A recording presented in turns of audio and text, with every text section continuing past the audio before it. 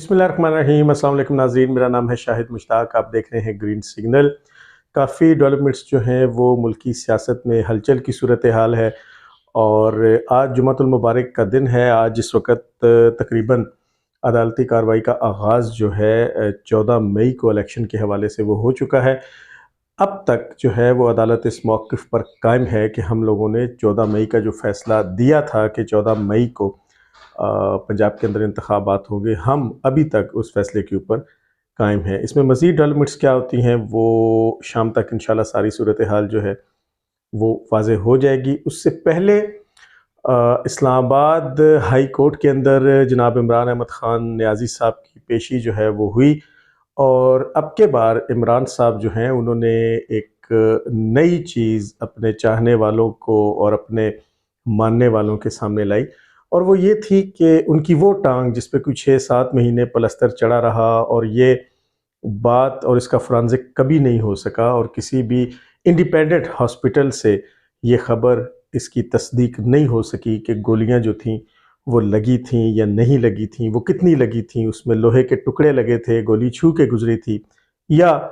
हुआ क्या था। फरते जज्बात में हम देखते हैं कि बहुत से पीटीआई के जो ज़ुअमा हैं वो जब मुख्तलिफ टॉक शोज़ में बात करते हैं, जब मुख्तलिफ महफ़िलों में बात करते हैं तो वो कहते हैं कि हमारे लीडर को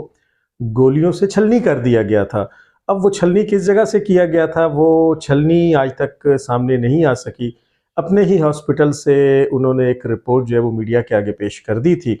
उसके बाद प्लास्टर चढ़ा दिया गया था और उस प्लास्टर के दौरान ही खान साहब ने कुछ जलसे जुलूस भी अटेंड कर लिए थे, कुछ तकरीरें भी कर डाली थी और हमें चलते फिरते, घूमते घामते भी नज़र आए। लेकिन अब आके जबकि हवाओं का रुख कुछ बदलता जा रहा है और अदालतों की जानिब से जो एक रिलीफ और जो एक वाज़ेह झुकाव पीटीआई की तरफ है, अब थोड़ा-सा हमें ऐसा महसूस होता है बावजूद कि वो हाथ जो है, वो जो दस्ते शफ़क़त है, वो अब उसकी गिरफ्त जो है वो पीटीआई के सर पे कमज़ोर पड़ती जा रही है। तो अब आके जब इस्लामाबाद हाई कोर्ट की जानिब से इस्लामाबाद में खान साहब की हाज़िरी का इसरार किया गया, तो खान साहब की तरफ से ये एक बयान जारी हुआ कि उनकी जो टांग है वो दोबारा ज़ख्मी हो गई है।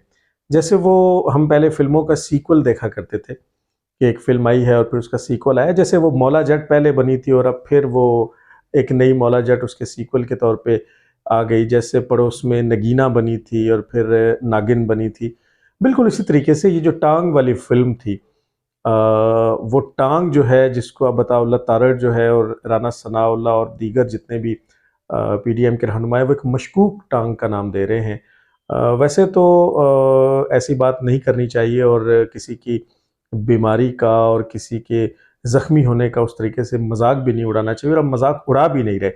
लेकिन ये है कि आज अब दोबारा एक एक्सरे जो है वो सामने लाया गया, जिसमें एक हड्डी जो है उसमें फ्रैक्चर दिखाया गया और ये बताया गया कि टांग दोबारा ज़ख्मी हो गई है और टांग इतनी सियानी है कि वो जानती है कि उसने कब ज़ख्मी होना है और कब उसने ठीक होना है। यानी ये भी बयान दिया गया कि ये 10 दिन में ठीक हो जाएगी। 10 दिन जो है इस टांग से कता ताल्लुकी का इजहार जो है वो कर दिया गया और खान साहब बहरहाल व्हील चेयर के ऊपर जो है वो अदालत में तशरीफ़ लाए। मकाफ़ात अमल है और इस मकाफ़ात अमल का इजहार जो है वो नवाज शरीफ साहब ने भी अपनी अपने जो सहाफ़ियों से गैर रस्मी गुफ्तगू थी उसमें किया कि दूसरों की बीमारियों का मजाक उड़ाने वाले अब खुद जो है वो व्हील चेयर्स पे बैठे हुए हैं। यहाँ पे किसी की साइड लेने की बात नहीं हो रही। अगर नवाज शरीफ साहब बाहर तशरीफ़ ले जा चुके हैं और उनके वो जो प्लेटलेट्स हैं वो आज तक पूरे नहीं हो रहे, तो बड़ी मशकूक बात है और वो बड़ी मज़े का खेज़ बात है। और अगर जरदारी साहब लाठी टेकते या व्हील चेयर के पहिए घुमाते अगर अदालतों के अंदर तशरीफ़ लाते हैं तो ये भी बड़ी मज़े का खेज़ बात है। और अगर आपको शर्जील मेमन और डॉक्टर आसिम हुसैन और इस तरह के दीगर लोग यही बहाने करते और यही राग अलापते अदालतों में आते दिखाई देते हैं तो ये भी बड़ी मज़े का खेज़ बात है। और अगर आपको शहबाज गिल रोता पीटता और हंकारे भरता हुआ व्हील चेयर पे बैठा अदालतों में आता नज़र आता है तो ये भी बड़ी मज़े का खेज़ बात है। शिबली फराज अगर अदालतों में ऐसे ही रोता पीटता और व्हील चेयर पे बैठ के आता है तो बड़ी मज़े का खेज़ बात है। तो जब आप उस ट्रांस से निकलेंगे जिसको इश्क कहते हैं, वो जो ज़ात के साथ इश्क है, जब आप ज़ातियात से निकलेंगे और नवाज शरीफ साहब को या खान साहब को या जरदारी साहब को जस्ट एक सियासतदान के तौर पे लेंगे तो फिर आपको पता चलेगा कि जब भी इन लोगों को अदालतों का सामना करना होता है या अदालतों का सामना करना पड़ता है तो इनके चाहने वाले जो भी कहते रहे, ये बहरहाल सीना तान के नहीं जाते, बल्कि ये व्हील चेयर पे विराजमान हो जाते हैं। फिर इनके पुराने जख्म जाग उठते हैं, इनके आज़ा जो हैं, इनकी टांगे और इनके बाजू जो हैं, वो इतने सियाने हो जाते हैं कि वो इन्हें गाइड करते हैं कि अब हमने ख़त्म होना है, अब हमने ज़ख्मी होना है, अब हमने नाकारा हो जाना है और अब हमने या तब हमने जो है वो ठीक हो जाना है। तो इसी सिलसिले की एक कड़ी इमरान खान साहब की टांग है, जिसने बकौल इमरान साहब के 10 दिन बाद ठीक हो जाना है। उसमें से 2 दिन गुजर चुके हैं, तो गोया 8 दिन मजीद जो है आपको ये जो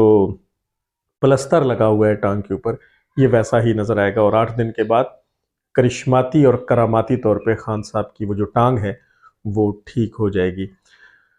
परवेज इलाही साहब का जो फ्रंट मैन सुहेल असगर पकड़ा गया था एंटी करप्शन की अदालत में, एंटी करप्शन वालों के पास जो था, और जिसके बयानात की बुनियाद पे आपने देखा कि पिछले हफ्ते में चौधरियों के घर के ऊपर एक रेड भी किया गया, एक 8 घंटे का ऑपरेशन किया गया। परवेज इलाही साहब अंदर ही थे, लेकिन वो किसी ऐसी जगह पाए गए, ऐसी जगह छुपे गए जहां बहरहाल पुलिस की रसाई नहीं हो सकी। और अब जो जस्टिस अमीर भट्टी, जो अली शाही एमपीए अली शाही के ससुर हैं और chief justice Lahore high court हैं, उनकी अदालत की तरफ से एक बड़ा रिलीफ दे दिया गया है परवेज इलाही साहब को, जिसके मुताबिक अब उन्हें किसी भी मुकदमे में गिरफ्तार नहीं किया जा सकता। इस दौरान एक भारतीय फिल्मों जैसा एक्शन भी देखने में आया जो पहले कभी देखने में नहीं आया, कि वो सुहेल असगर, वो मुबैना फ्रंटमैन जो परवेज इलाही का है, उसने अपनी कस्टडी के दौरान जब उसे एंटी करप्शन ने पकड़ रखा था, उसने अपने सीने में दर्द की शिकायत की और एंटी करप्शन की टीम उसे लेके हॉस्पिटल जा रही थी, तो बिल्कुल फिल्मी अंदाज में एक गाड़ी ने आके एंटी करप्शन की उस गाड़ी को रोका और उस गाड़ी में से बजोरे बाजू असलहा के जोर पे इस बंदे को, इस फ्रंटमैन को अगवा करके ले गए। गोया वो जो एक मेन आदमी था, जैसा भारतीय फिल्मों में दिखाया जाता है, जिसकी बुनियाद पे बड़े क्रिमिनल्स को पकड़ा जाता है, वो पर्दा स्क्रीन से गायब कर दिया गया। इस पे सारे तबसरे हमारे ऊपर मत रखा करें, इस पे कुछ खुद भी सोचा करें कि साफ चली, शफाफ चली तहरीक इंसाफ के सदर का फ्रंटमैन जो है उसको नामालूम अफराद की जानिब से उठा लिया गया है। अब उम्मत मुस्लिमा के इतने बड़े लीडर, बकौल पीटीआई के उम्मत मुस्लिमा और आलम इस्लाम के बड़े रहनुमा इमरान खान साहब के लिए ये एक बड़े दुख की बात है कि पूरा आलम इस्लाम सो रहा है। खान साहब की टांग ज़ख्मी है और आलम इस्लाम से किसी ने उनकी अयादत करने की जहमत गवारा नहीं की। खैर, अयादत और ताज़ियत जो है वो तो खान साहब खुद भी नहीं करते। अभी आप देखें, परवेज़ खटक की एहलिया की वफ़ात पे नून लीग के लोग और पीपल्स पार्टी के लोगों ने तो जाके फातिहा खानी की, लेकिन खान साहब वहाँ नहीं पहुँच सके। नईमुल हक के जनाजे के हवाले से आप देख लें, और हमेशा आप देखें कि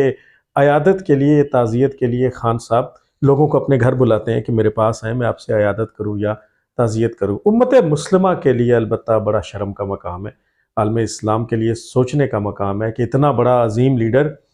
जिसने खुद साख्ता तौर पे उम्मत मुस्लिमा की क़यादत संभाल रखी थी, वो बीमार है, उसकी टांग जो है वो ज़ख्मी है, उसके ऊपर उसके ख़िलाफ़ साजिशों का बाज़ार गर्म है, रजीम चेंज में उसके ख़िलाफ़ बहुत बड़ी साजिश की गई है। तो वो जो चंद सहाफ़ी हैं, जिसमें इमरान रियाज़ है, समी इब्राहीम है, आफ्ताब इकबाल है, साबिर शाकिर है, और या मकबूल जान है, और इस तरह के बाकी जो चंद लिफाफी हैं, उनको तो और सदीक जान है, उनको तो वो उम्मत मुस्लिमा के अजीम लीडर की सारी चीज़ें नज़र आ रही है, पता नहीं उम्मत मुस्लिमा को क्यों नज़र नहीं आ रही। तो दूसरी बात ये कि उम्मत मुस्लिमा के इस अजीम लीडर का ये रियासत मदीना जो है, इसका आप ज़रा अंदाज़ देखें, थोड़ा सा हाल देखें। जब ये बात करते हैं कि रियासत मदीना जो है वो इंसाफ की बुनियाद पे कायम थी, तो इसको थोड़ा सा तसीह आज कर लें। रियासत मदीना शरीयत मुहम्मदी पे कायम थी, और शरीयत मुहम्मदी के असूलों में एक असूल इंसाफ भी है। शरीयत मुहम्मदी थी तो रियासत मदीना थी। रियासत मदीना ये नहीं थी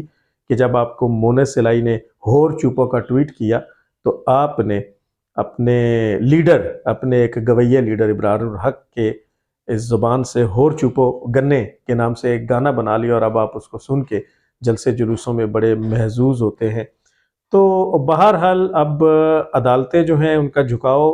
तो सबके सामने है, लेकिन फैसला क्या होने जा रहा है ये आने वाले एक हफ्ते के दौरान जो है वो काफ़ी फ़िज़ा जो है वो साफ़ और वाज़ेह होती चली जाएगी और मुल्क के लिए इंशाअल्लाह बेहतरी की उम्मीद होगी। क्या होगा हम वक्त के साथ साथ आपको